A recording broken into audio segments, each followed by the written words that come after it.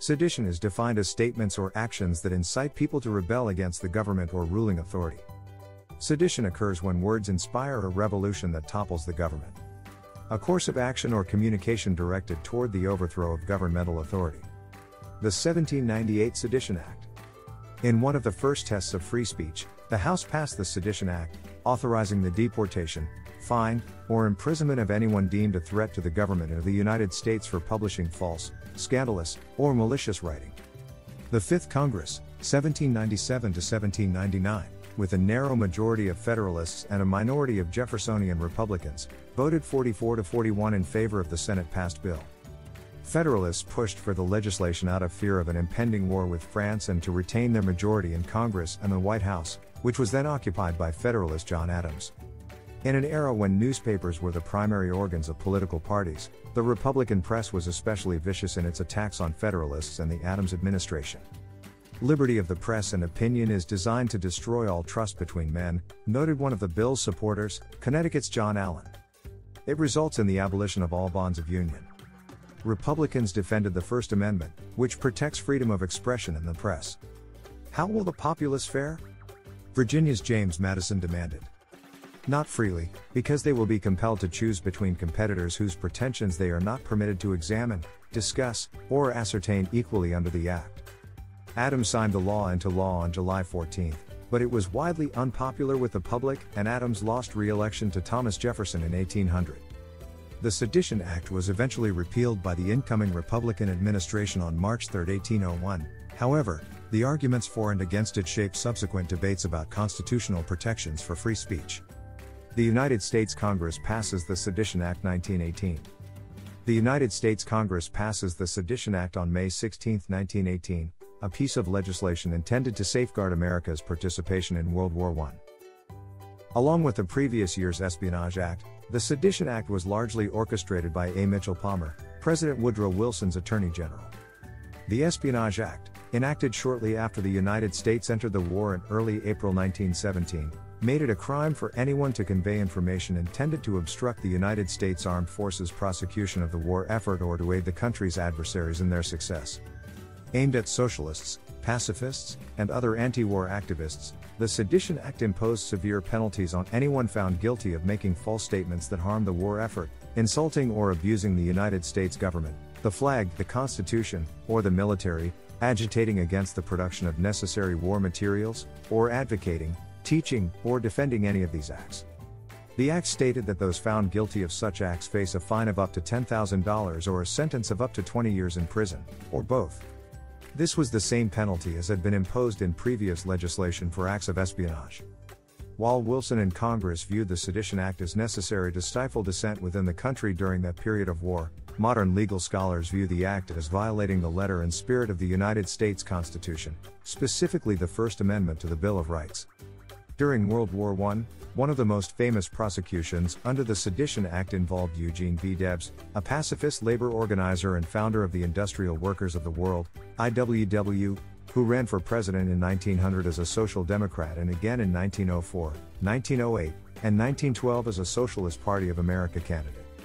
Debs was arrested, tried, and sentenced to 10 years in prison under the Sedition Act in June 1918 in Canton, Ohio. Debs appealed the decision, and the case ultimately reached the United States Supreme Court, which found Debs guilty of obstructing the war effort and upheld his conviction. Chief Justice Oliver Wendell Holmes cited the precedent-setting case of Schenck v. The United States, 1919, in which Charles Schenck, another socialist, was convicted of espionage for distributing a flyer urging recently drafted men to oppose the United States conscription policy.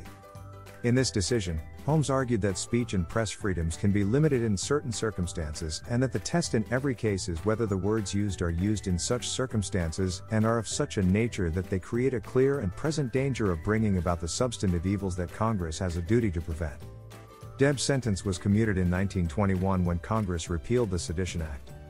Major portions of the Espionage Act remain part of United States law to this day, although the crime of sedition was largely eliminated in 1964 by the landmark libel case Sullivan v. New York Times, which determined that the press's criticism of public officials was protected speech under the First Amendment unless a plaintiff could establish that the statements were made maliciously or with reckless disregard for the truth. Insurrection.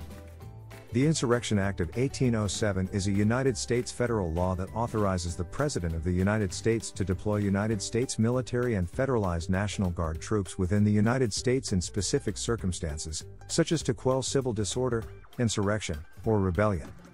The Act establishes a statutory exception to the 1878 Posse Comitatus Act, which prohibits the use of federally commanded military personnel for law enforcement purposes within the United States. Prior to exercising any of the Act's powers, 10 U.S.C. 254 requires the President to issue a proclamation ordering the insurgents to disperse. These provisions are now codified as amended as part of the Posse Comitatus Act of 1878. Posse Comitatus restrictions are subject to constitutional exceptions based on the President's own constitutional authority. According to Defense Department guidelines, Homeland Defense is a constitutional exception to the Posse Comitatus restriction, which means that measures necessary to protect the nation from external threats are not subject to the same restrictions.